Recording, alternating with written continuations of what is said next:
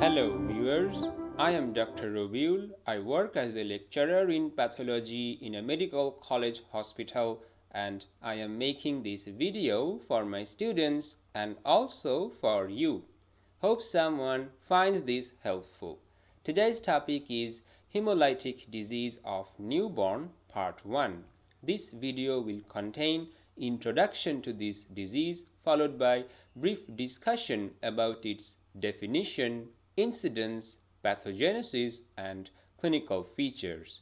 Then in the second part of this series, we will finish our discussion by talking about the diagnosis, management, and prevention of this disease.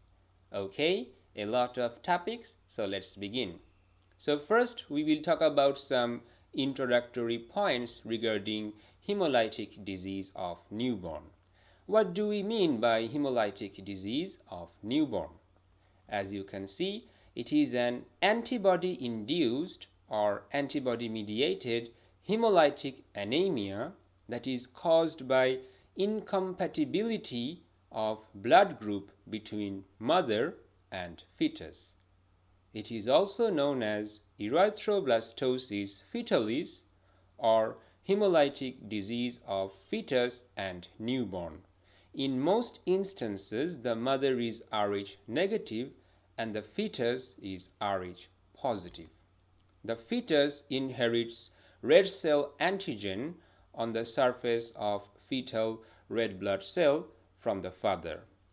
These antigens are treated as foreign by mother's immune system, and antibodies are produced against those fetal antigens. When these antibodies enter the fetal circulation, they react with fetal cells, and that results in hemolysis. So we will talk more about the mechanisms when we move on to the pathogenesis section of today's video. So now that we have talked about some introductory points regarding hemolytic disease of newborn, now we are ready to define this disorder. Okay, I hope you are still with me. You didn't run away just like my students do when I try to teach them definitions of pathology. I even have to show them teddy bears to keep them calm. So look, I am also showing you a teddy. So look at the teddy, don't run away, because I will try to tell you the definition and then I will explain the definition line by line. Okay? So how can we define hemolytic disease of newborn? It is a hemolytic disease of fetus or newborn caused by transplacental passage of maternal antibodies against fetal erythrocyte antigens. So the first part of this definition is quite easy. Hemolytic disease of newborn, it is a hemolytic disease. It is involving fetus or newborn. And why this disease is happening? The second part of this definition, we can see that it is happening due to transplacental passage of maternal antibodies that were produced in response to fetal red blood cell or fetal erythrocyte antigens. So now that we have defined hemolytic disease of newborn, now we will move on and talk about its etiology. So the causes will include Rh incompatibility. Sometimes it may also happen due to ABO blood group incompatibility, and other causes may include minor blood group antigens, for example, KEL, KID, etc., thalassemia, autoimmune hemolytic anemia. So these are the major causes that can lead to hemolytic disease of newborn. Moving on to the incidence of this disease, we will mainly talk about hemolytic disease of newborn that is happening due to Rh incompatibility, and these bullet points are very important for your examination. As you can see, when Rh negative mother is having her first Rh positive child, during that time, the Rh negative mother usually does not develop sufficient anti-Rh antibodies that can cause any harm to her child. And we will talk more about the mechanism when we move on to the pathogenesis section. Just remember that when the mother is Rh negative and she is having her first Rh positive child, the child is usually not affected. About 3% of the second Rh positive babies exhibit some signs of erythroblastosis fetalis. About 10% of third babies, Rh positive third babies, exhibit the disease. So as we can see, the incidence is rising progressively with subsequent pregnancies. So now that we have talked about the incidence, now we will move on and talk about the pathogenesis of hemolytic disease of newborn. So first we have to know the underlying basis of this disease, and you can see that immunization of mother by blood group antigens on the fetal RBC, that is the most important mechanism, and this thing usually happens during the last trimester of pregnancy or during childbirth, because that is the time when fetal red blood cell can reach maternal circulation. Now always remember, maternal circulation and fetal circulation, they do not mix, because if fetal circulation directly mixed with maternal circulation, all the fetal antigens would have been thought as foreign by mother's immune system, and then mother's immune system would have responded appropriately, and that would have resulted in abortion. So always remember that fetal circulation and maternal circulation do not mix, at least until the last trimester of pregnancy or during childbirth. Now, why would fetal and maternal blood mix during the last trimester? Always remember that during the last trimester, cytotrophoblast that used to form barrier between the fetal and maternal circulation in the placenta is no longer present. So that's why in that period there may be some mixing. Again, during childbirth, there is feto-maternal hemorrhage, and that may also lead to mixing of fetal and maternal blood. So when fetal blood, that is containing Rhd antigen on the surface of the fetal RBC, so when that fetal blood has reached the maternal circulation, that will result in immunization of the mother, and the mother will then produce anti-Rhd antibodies. The next step is free passage of these antibodies from mother through the placenta to the fetus. Now always remember, the initial antibodies are IgM antibodies and they cannot cross the placenta. But during the second pregnancy, the antibodies are IgG, and those anti-Rhd antibodies can cross the placenta. So antibodies will cross the placenta, and then they will go into the fetal circulation, and then they will attach to antigens on fetal red blood cell, and that will cause hemolysis of the fetal RBC.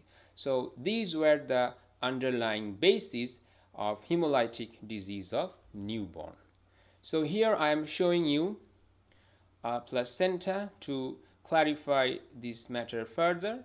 So on the left side we can see two umbilical arteries and one umbilical vein. Okay, now normally we draw arteries with red color and vein with blue color, but here you can see that that color has been reversed. I have drawn umbilical arteries with blue color and umbilical vein with red color. Why? Because here the vein is carrying oxygenated blood that is also filled with nutrients, and the umbilical arteries are carrying oxygen poor or deoxygenated blood and other waste products. Okay, so umbilical artery will transport blood from the fetus to the placenta, right? And here we can see that the arteries further branch into smaller branches, and ultimately they end up here and form sort of villi-like arrangement. Okay, and on the right side, these are the maternal circulation. We can see placental arteriole, placental venule, and if you can see, blood is coming through these placental arterioles and then they are pooling here. Okay, so these are maternal blood pool. These are actually not blood vessel. You can think of these areas as large area that are filled with blood. But if you look carefully, you can see there is another component in this image, and that is drawn in yellow color, and that is embryonic chorion. Now this embryonic chorion is responsible for separating the fetal circulation from the maternal circulation. This thing is preventing direct mixing of maternal and fetal blood, and it is mainly composed of cytotrophoblast. So normally during intrauterine life we can see that fetal blood comes to the placenta with the help of umbilical arteries, and maternal blood, that is oxygen rich, that also comes into the maternal blood pool with the help of placental arterioles, but the maternal blood and the fetal blood doesn't mix directly. Instead, they stay in close vicinity of each other, and in between them there is barrier that is made up of cytotrophoblast, and that barrier is so thin that diffusion can happen, and that's the mechanism by which oxygen and nutrients are exchanged between the fetal and maternal circulation. So ultimately, again, we can see that oxygen rich blood will then leave the placenta, and through the umbilical vein it will go to the fetus. So this was the normal fetal and maternal circulation. Now what is happening during the first pregnancy? So we are first talking about the pathogenesis of hemolytic disease of newborn in Rh incompatibility. So in the first pregnancy of Rh negative mother with Rh positive fetus, there is feto-maternal hemorrhage during childbirth, and as a result of that, fetal red blood cells may reach maternal circulation, and then due to maternal immune responses, maternal antibodies will be formed against those fetus-derived antigens. Okay, so here I am showing you the next image. This is what is happening during childbirth. You can see that in this portion there is breakage of embryonic chorion. So this white area, this was the maternal blood pool, and these were fetal components. Okay, so normally there is a barrier that I have drawn with yellow color, but you can see that yellow colored barrier is broken here. So now there is mixing of fetal blood with maternal blood. And then what is happening here, we can see that after there is mixing of fetal blood with maternal blood, the maternal B cells will initiate immune response, and ultimately maternal anti-RHD antibodies will be produced. So this is happening during the first pregnancy. What will happen during the second pregnancy? During the second pregnancy of Rh negative mother with Rh positive fetus, there will be placental passage of maternal IgG antibodies. Recall that I had said few moments ago that initially the antibodies are IgM, but later they are IgG, and those antibodies can cross the placenta.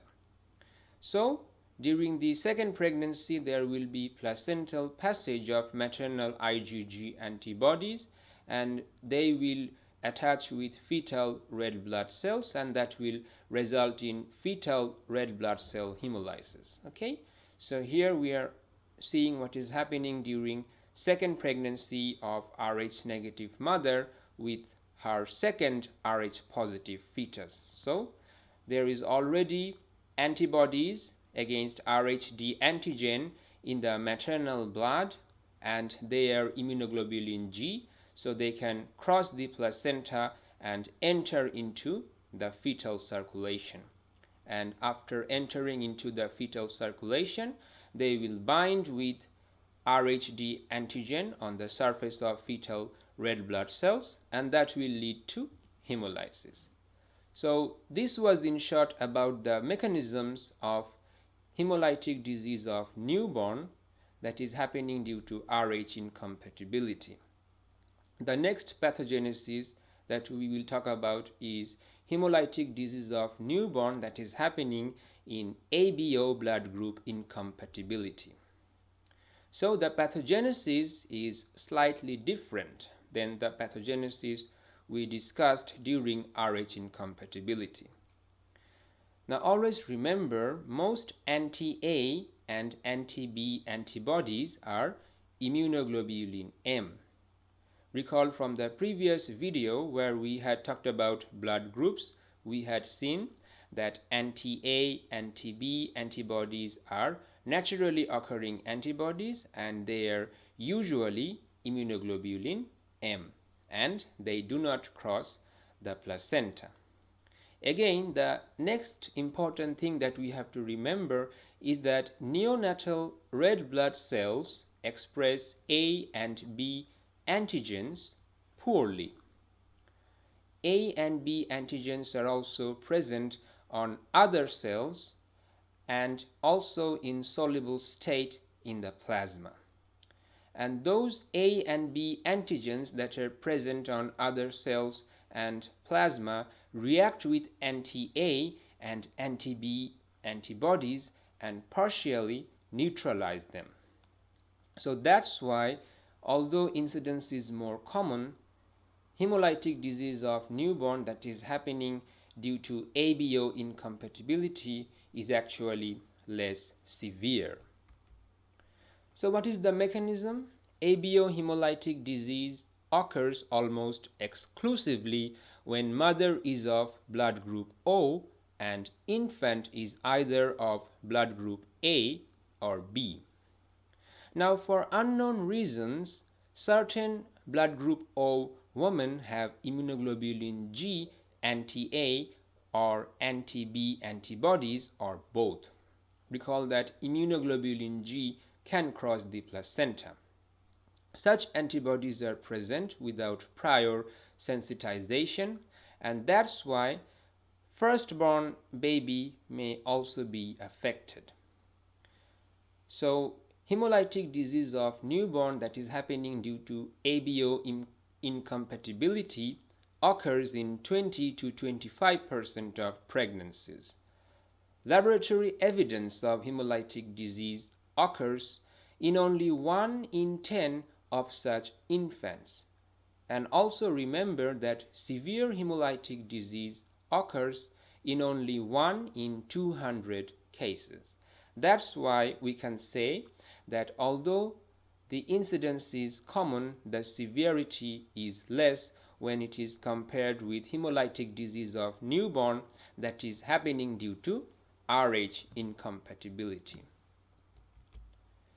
So before moving on to the next topic, we will talk about the difference between Rh and ABO incompatibility.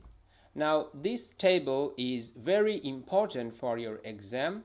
The examiners may often ask you what are the differences between Rh incompatibility and ABO incompatibility. So the first point is regarding severity. We can see that Rh incompatibility is usually severe. and ABO incompatibility is mild to moderate in severity. Incidence, Rh incompatibility is uncommon and ABO incompatibility is comparatively more common.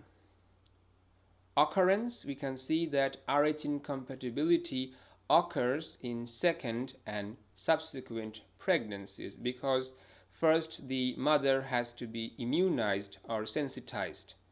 But in case of ABO incompatibility, since anti-A, anti-B antibodies are naturally occurring antibodies, so the mother already has these antibodies, and that's why ABO incompatibility can happen during first pregnancy as well.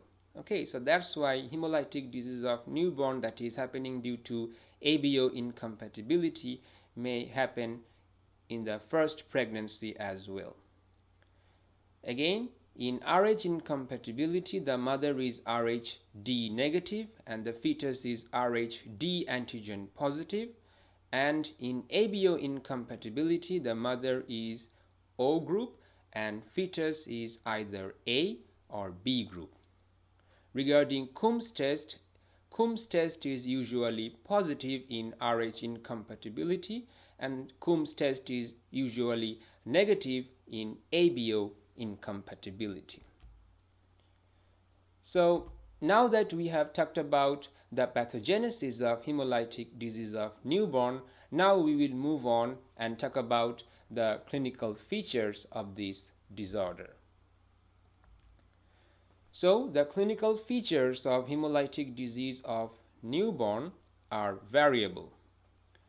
They may include hemolytic anemia, jaundice, kernicterus, increased erythropoiesis in the bone marrow, enlargement of liver and spleen, that is also known as hepatosplenomegaly, portal hypertension, heart failure, hypoalbuminemia, that is reduced amount of albumin in the blood, generalized edema, and extramedullary erythropoiesis. So let's talk about all these various features one by one. So the first clinical feature that we will talk about is hemolytic anemia. And this feature is obvious because it is already written in the name, hemolytic disease of newborn. So obviously there should be hemolytic anemia. And why is this thing happening?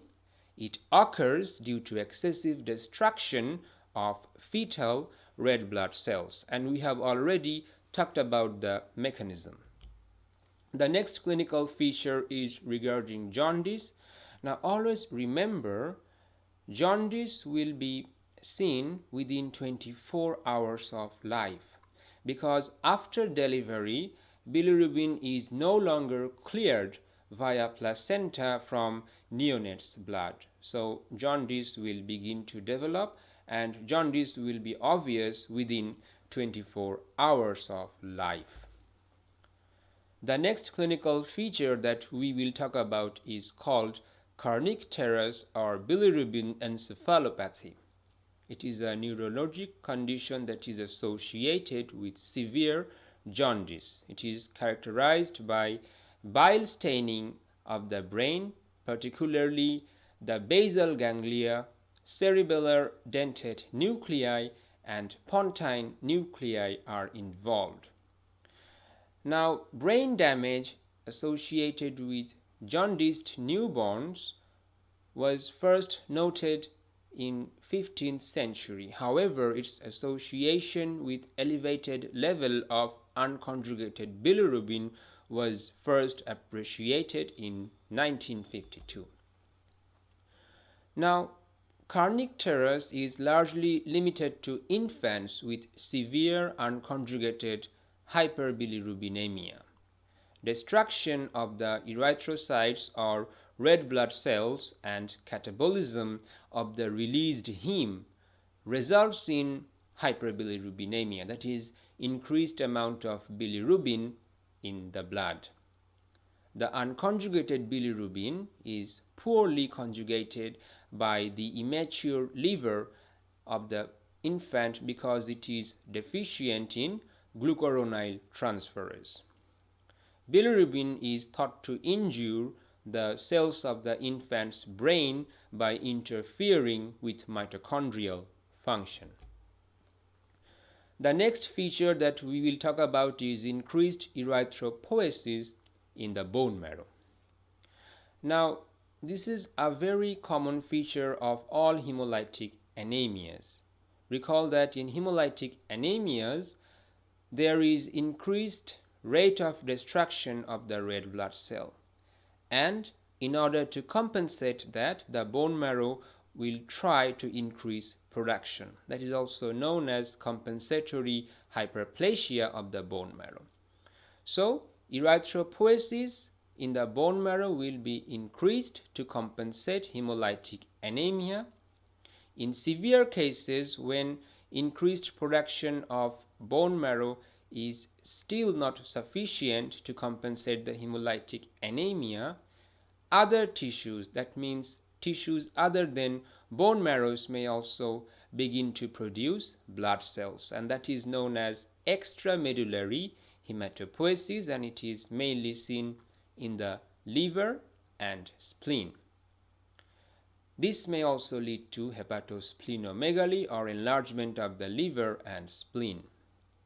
Now, in the liver, extramedullary hematopoietic mass may disorganize normal structure and compress the portal circulation. This may cause portal hypertension. So, portal hypertension may also develop in hemolytic disease of newborn.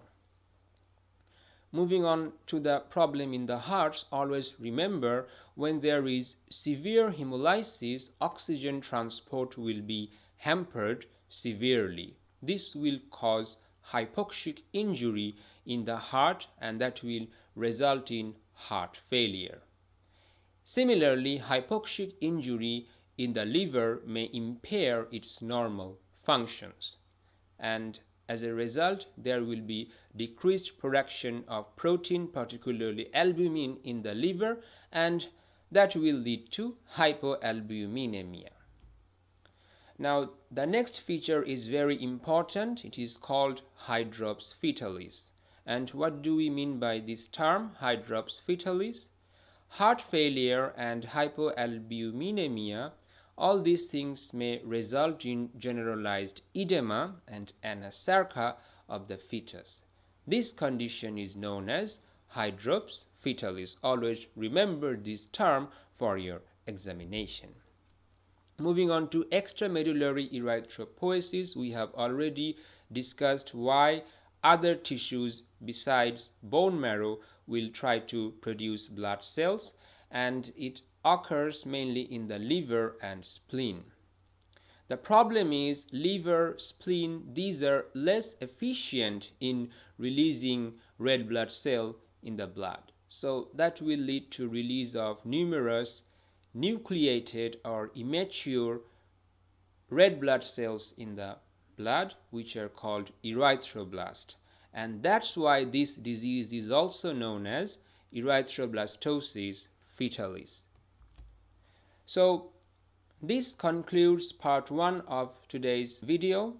In the next video, we will finish our discussion by talking about the diagnosis, management, and prevention of hemolytic disease of newborn. I hope this video was helpful. Until next time, take care and stay blessed. Thank you.